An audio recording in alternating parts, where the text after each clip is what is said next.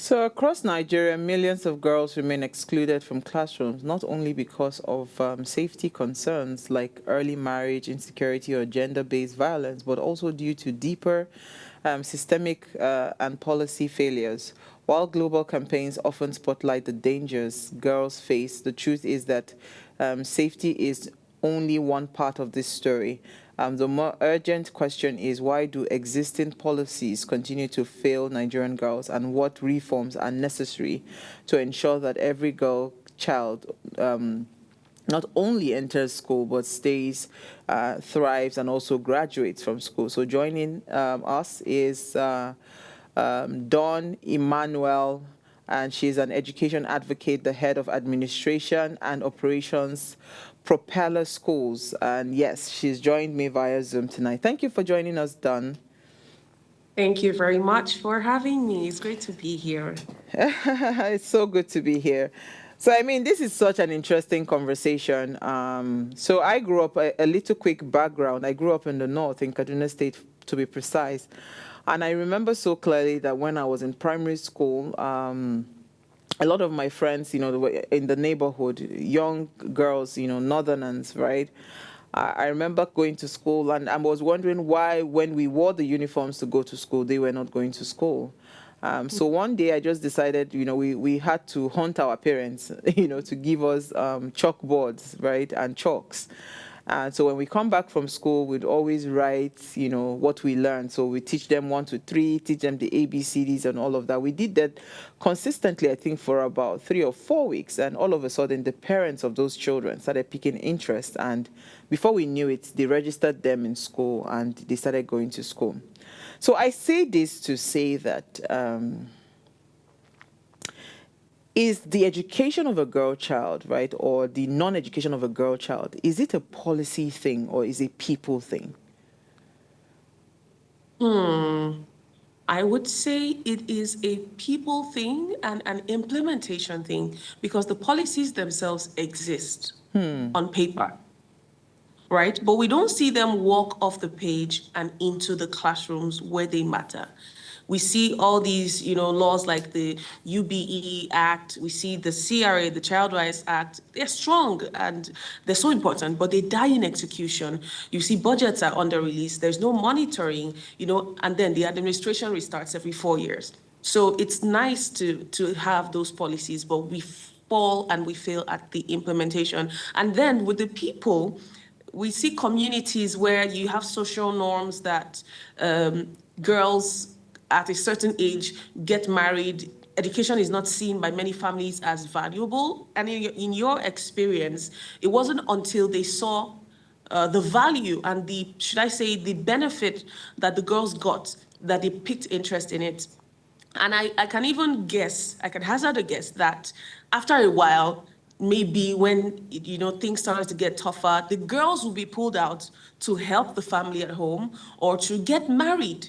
And so that's why I say it's an implementation problem as well as a people problem. It's not necessarily a policy problem because the policies exist. So, because the topic is addressing policy failures, right? And so when you talk about the failures, you're not talking about the failure in the sense of the policy itself. It is the implementation Yes. of those policies that seems Yes. to be where the problem or the bottleneck is. Yes, that's what I'm saying, because we have this Child Rights Act that covers education and the rights to that. Yeah. But there are some states in Nigeria that haven't yet accepted or implemented those laws. They're still riding on cultural laws, and you have the Sharia laws, and those laws are superimposing on, more federal and state laws and even global laws. And it just seems like, okay, what's the point of it all if we cannot implement across the board and have it, grow and grow and grow? So I mean, just to touch a little bit, because you mentioned it, I want to stay on it for a bit. The Sharia law is something that the Muslims hold very dear. I mean, I recently saw something, even in the UK, they are clamoring for the Sharia law, to be part of the, the laws there, so that a good majority of Muslims are able to practice under that law. So in the case of, right, dealing with, because a good number of out of school children are actually in the north, right? Yes. Because it's not something that is new to anybody, that a good number of people there don't really pay attention, to the importance of education in the life of a child, right? So Sharia law is one of the laws that they hold very sacred and one of the laws that they strongly follow. If we were to address this problem or this challenge in a way that also does not conflict what they want to practice. So, for instance, the Sharia law.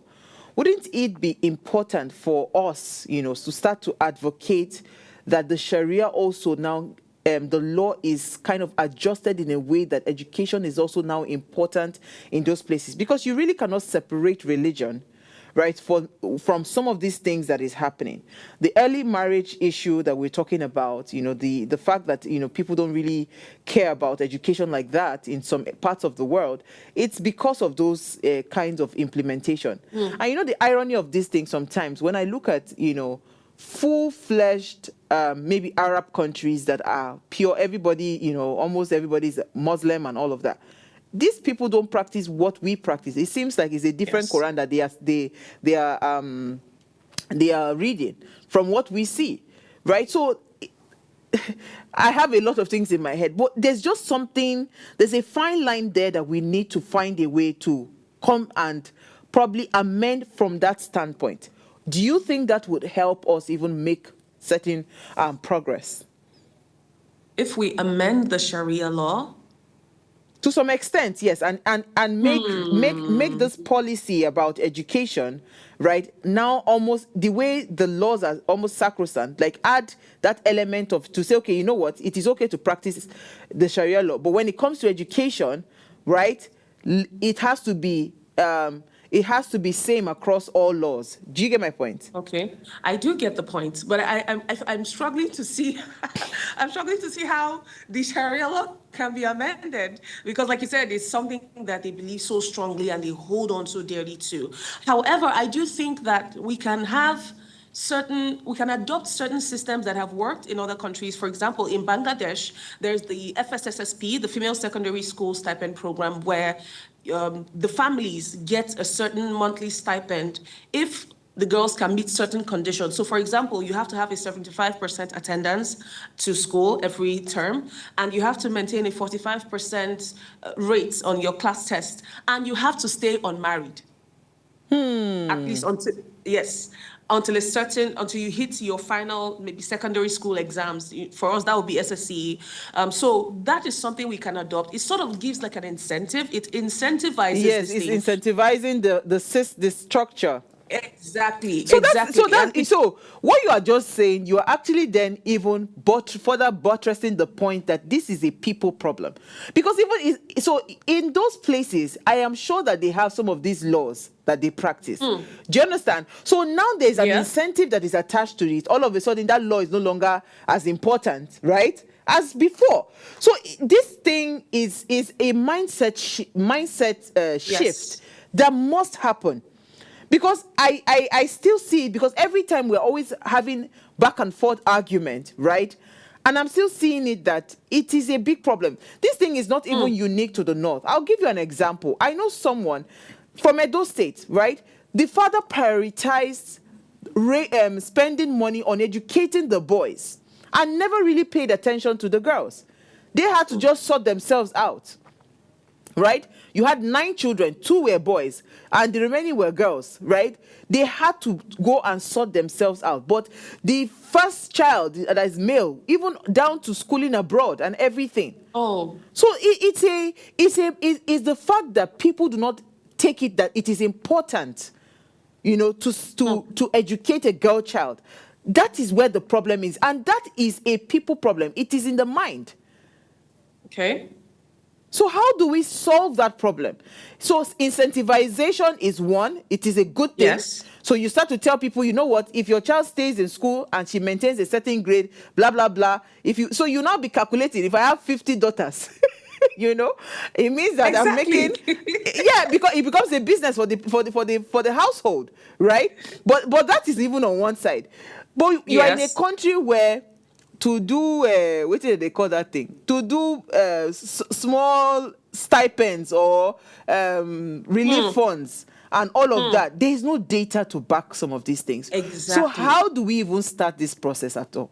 I am sure Bangladesh, they have data, so they are able to track, they are able to follow through. So Nigeria is quite unique, so how do we Yes. solve that? How do we implement that kind of structure in Nigeria? We would need a national scorecard of some sorts that tells the truth, an actual scorecard that is honest. So every year, the Ministry of Education should publish simple data. How many girls are in school? How many girls remained in school? How much funding has each state used? And this sort of helps us because I'm going to reference the Bangladesh thing again. In 1991, from 1991, they had about 1 million, thereabout, girls in school. By 2001, they had over 4 million. So we can see that it's efficient. We can see that it's effective. All I think or I believe we can do is to ensure that there are people on the state level who are there to, your only job is to track. Your only job is to monitor. And I feel like it is benefiting both parts because this is not a handout. This is not, oh, come to school and take money. It is come to school, meet these requirements. And what I've noticed being a Nigerian is there are people who love handling rules and saying, I'm checking the books and I want to ensure that you're playing by our rules. So these things, these people are available to work. I think that we just need to provide the frameworks. We just need to provide the template at least to start.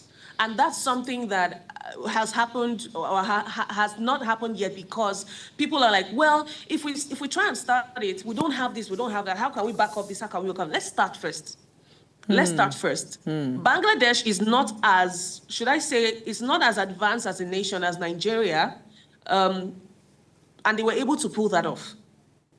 So I just think we need to at least start So first. And sometimes I also, think it's our over advancement that is not even making us to move forward. maybe, But I wanted maybe, to, maybe, but I wanted to ask, right? How alarming are yeah. these figures, right? Because again, Oh my sometimes, goodness. when you hear it, it seems that are you sure? Not be every day they see girl they go school. People really are not able, especially people that are in places that are. We call them urban cities. They really cannot tell the extent to which what's it called? These figures are worrisome, and it has become a source of concern. How alarming are the figures of girls truly out of school? I believe it's the UN that the 2004 data puts the numbers generally around in Nigeria over 7.6 million girls out of school in Nigeria, 3.9 million on the primary level and 3.7 million at junior secondary. In Wow. Nigeria, in the Northwest and Northeast zone, we have 48% of out of school children being girls. So these are not just figures. I think we get to the point where it's just statistics to us. It becomes just another data. These are literal girls. So it is anybody who is watching this or listening and thinking, well, I see girls go to school every day. The numbers do not lie. The numbers don't lie. And I would assume that number is even a lot more than that, because because again, Exactly. we are not really big on data, so that's why it is hard for you to be able to say, okay, this is it means the actual figure would be much worse than that. Yes. Okay, so Yes. let's go on a very short break, right? When we come back, I would like us to try to see how we can, map out solutions to these things, and and where the role of every individual comes in to play. Stay with us, we'll be right back.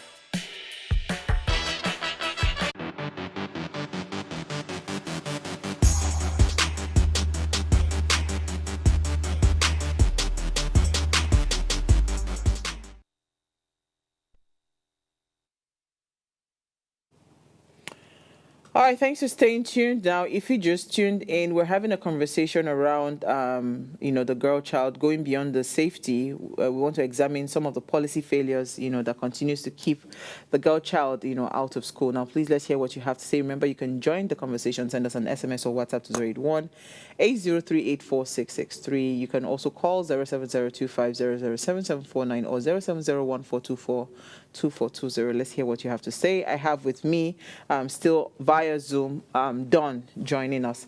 All right, so Don, as a way of trying to find, because we're having this conversation and time will run by so quickly, we've identified one solution: incentivizing, the girl child, setting up a structure that helps, to incentivize the child, to go to school. Yeah. That's one. What is the role of educating parents? Because you see, one of the things that I think happened to our parents, their parents were not educated. So it was a Yes. factor of, oh my God, I need to do anything possible to educate my child so that, they will not, be like me, and so that they are able to fend for themselves, and so that they are able to, take care of me in my old age. So a lot of our grandparents, right, great grandparents, educated their children because of the benefits that they saw they could come back home to give.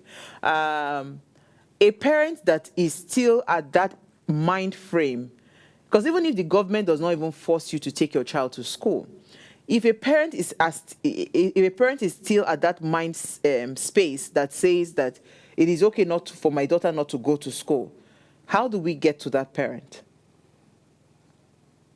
Okay, for a parent who still thinks, maybe because of their culture and things that they're used to, or they don't just see the value of it, we can reach them by showing them other, should I say, immediate results. Now, with education, the results might be just like academic, or you passed your exams and all that. For some of them, they don't understand that. So I think there's an NGO in India, I think they call DDK. I can't remember what it stands for at the moment, but they basically brought skills into the picture. So here, oh, my child is going to school. They're learning how to sew. They're learning digital skills. They're learning how to make hair. So now it's like an added thing. Yes, they're going to school, but they're also learning these other things that translate and scale. So the parent not just doesn't just see the value of education like academically, they see it like transferable skills. So now, for example, if I'm in that shoe and I see my child going to school and I know when you come back, you're coming back with something I can readily see. I'm not waiting till the end of term. I'm not waiting till the end of your school journey. I can see you can make hair, you can bake, you can do makeup, all these things that, of course, by context in the states that we are in, but all these things that parents can see and say, okay, this actually is making sense to me. We're going to reach them where they are, because at the moment, they really cannot see the value in school, like academics. But when we add something to it, you're going to school, we can partner. We don't have to do it all alone. Partner with bodies, partner with NGOs, partner with private outfits that can come into those schools and teach these skills. So that is how I believe you can get them to see the value. Over time, both things will sort of merge and just become school. It won't be school for academics and school for other things, just become school. So I think that's one thing we can do. So we're talking infusing entrepreneurial, what's it called? Entrepreneurship into the curricula. So Yes. it's easier for the Yes. parents to then accept and comprehend why they are in school in the first place. So, Exactly. this conversation around the girl child and, again, out of school, being out of school and all of that is something that has been on for a very long time. And we've had various organizations, that are committed to intentionally train and educate children, right? But we still have some of these issues that are just there. And it doesn't seem like it's going to go away anytime soon. So for organizations that are looking to probably come into this space and bridge this gap, what should they? First of all, what are the kinds of things that they should put in place that ensures that ensures that that awareness about the education of a girl child can be important and can be good, and what can they start to do actively?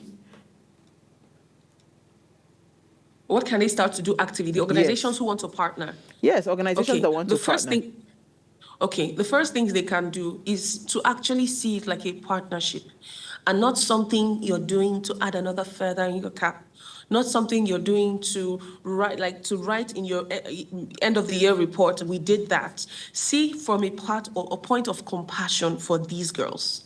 See from a place of love that you're actually, even if you never get to see your name in lights, even if nobody ever gets to give you the accolades, you are fulfilled in the very thing or the very fact that you are helping these girls. That's the first thing. And I think I'm starting with that because when you come from that place of compassion, it's easy to step into their shoes and begin to see other different ways that you can build something. The second thing is start small. Start small. The first thing you can do is to identify issues. Number one, what can actually stop these girls from actually coming to school? If we say come to school, you will learn this and that. What can stop them? Knowledge, awareness. Let's start door to door. Go to IDP camps, go door to door. Let them see track record maybe of other things that the organizations have done, or let them see the benefits, explain to them in language that they can understand.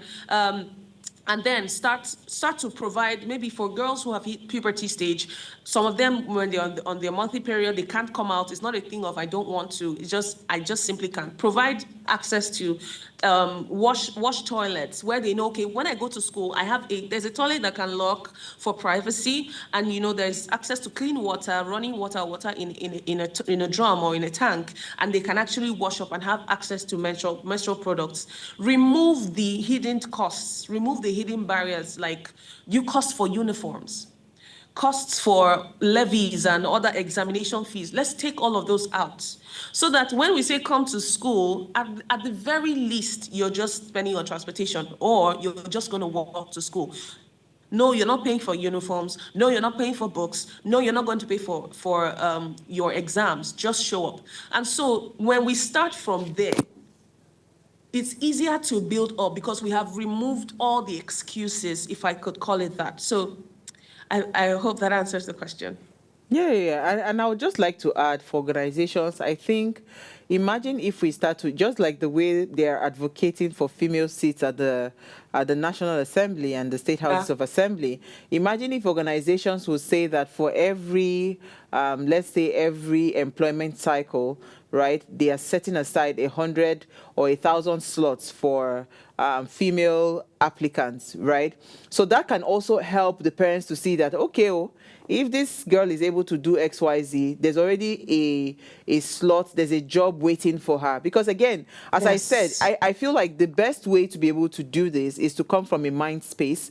That idea of incentivizing is perfect. So it's just now replicating it in different styles and different formats. So imagine if organizations say, you know what, give us for every 10 graduates that we hire, we must make sure maybe 4 of them are female, right? So it is only when we're not able to get the expertise. So I mean, I know abroad, schools go to companies go to schools and say, okay, these are the people we are looking for. So if you, in case you are still thinking of what career you want to study and all of those things, there is already, like, so you're working it backward.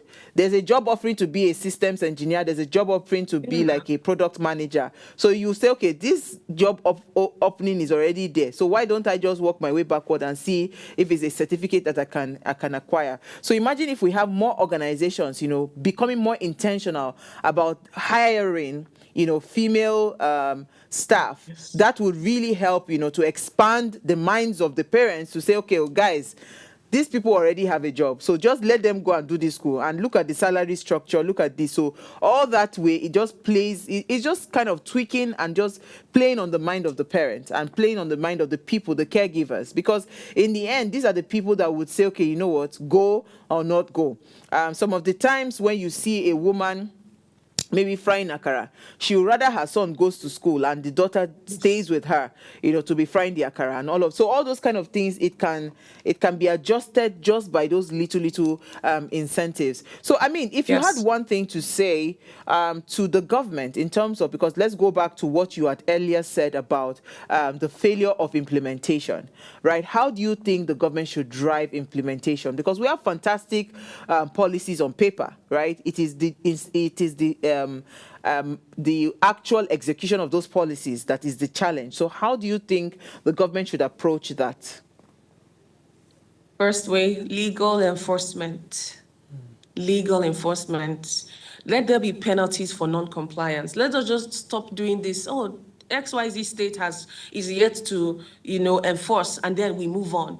Let there be penalties for non-compliance, penalties for child marriage, penalties for, child labor, and just not following the Child Rights Act and the Educational Act as well. So I think that if we have that on lock, I believe that would solve a great deal of the problem. So let there just be legal enforcement.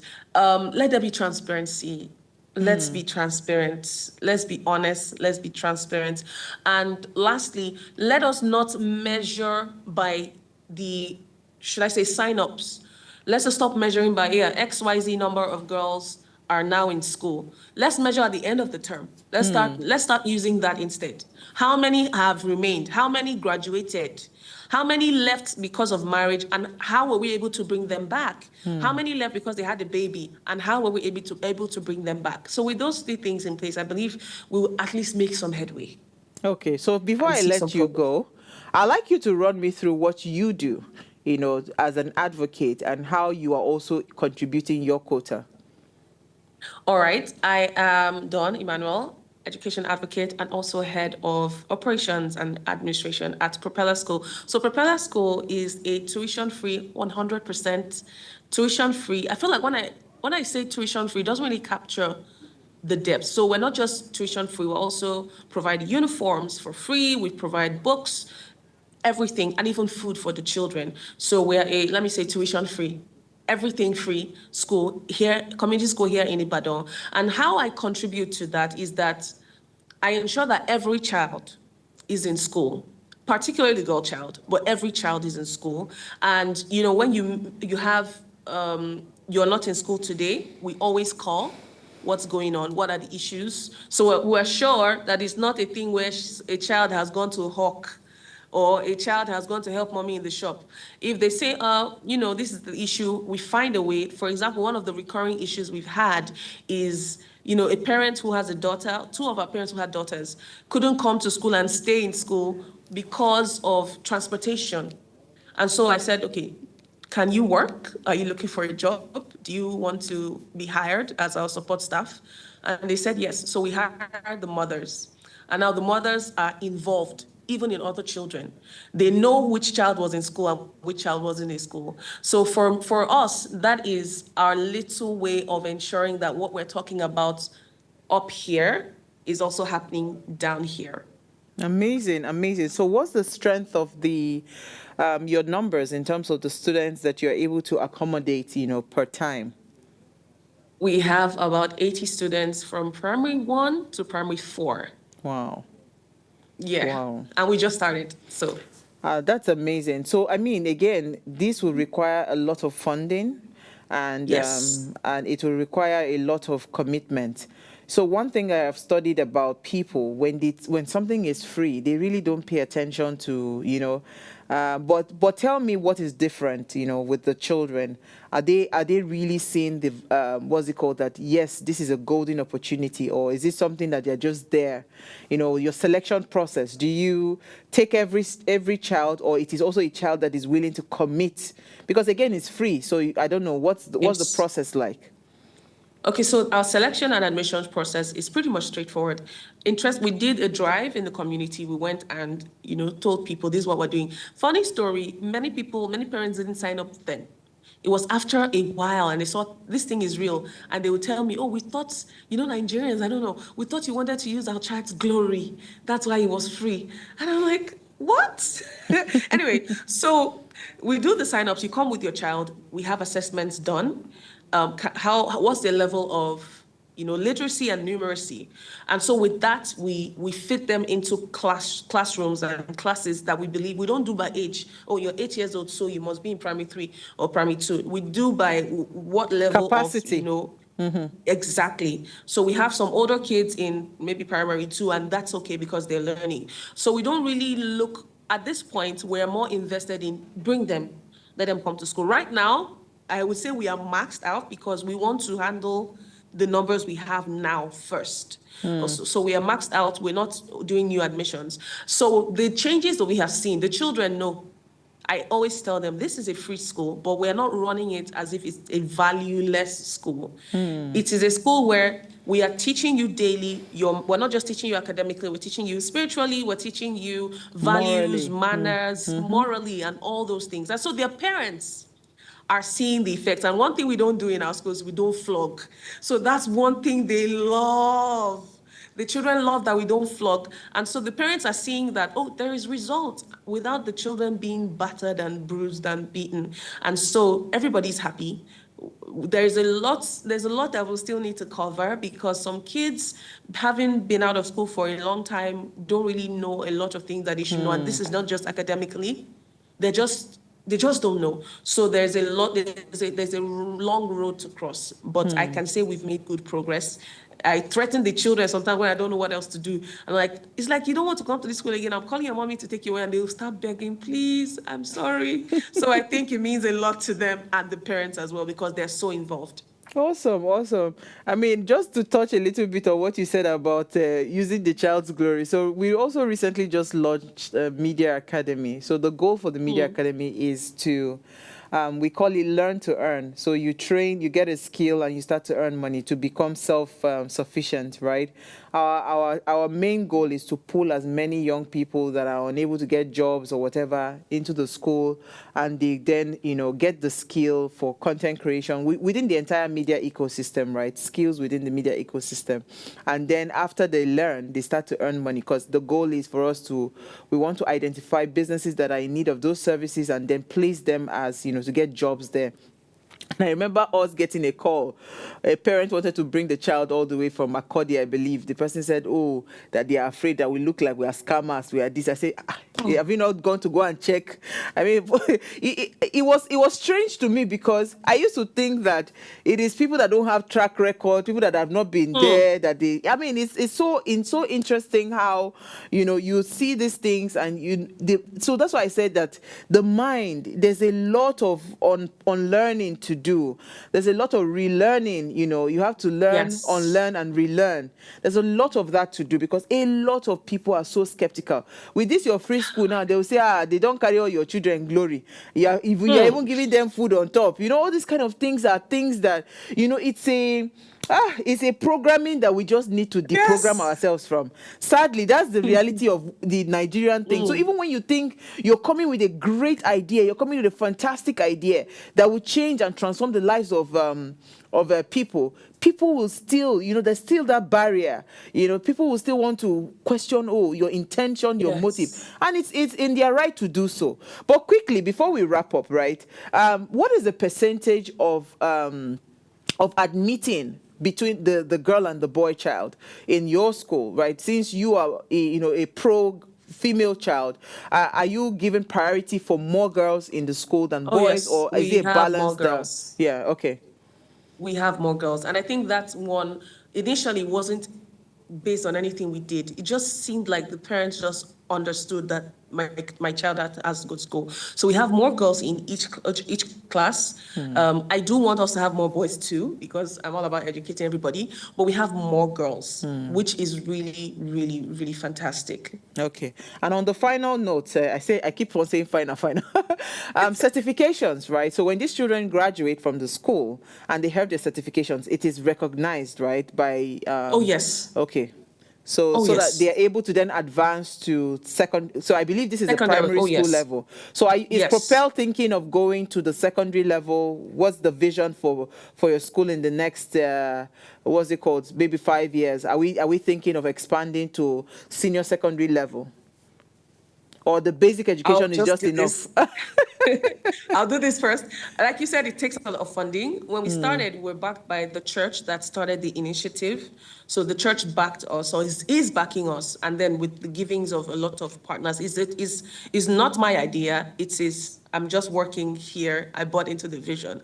So if we get good funding, of course, we want to open up more room, want to open up more classes, want to even go lower to like nursery, which I believe would be good. So yes, is in the vision, but the vision takes a lot of, It requires a lot so of funding.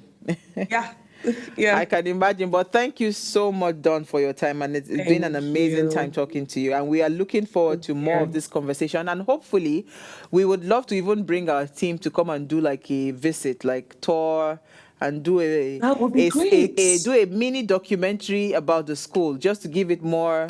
It would be nice to do That would that. be great. So I'll That would be probably great. speak with the producer to get across on that, and let's see how that can be possible. All But thank you right. so much for Thank your time. you.